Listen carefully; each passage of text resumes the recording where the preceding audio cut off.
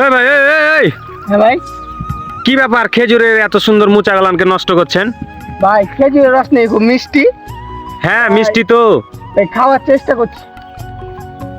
এই লোক পাগল নাকি রে, এভাবে খেজুরের রস খায় নাকি কেউ? তো কিভাবে খাই ভাই?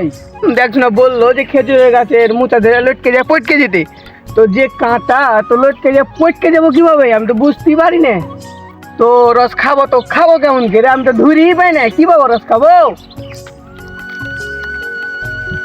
এই দাঁড়াও ভাই দাঁড়াও, এভাবে কেউ রস খায়?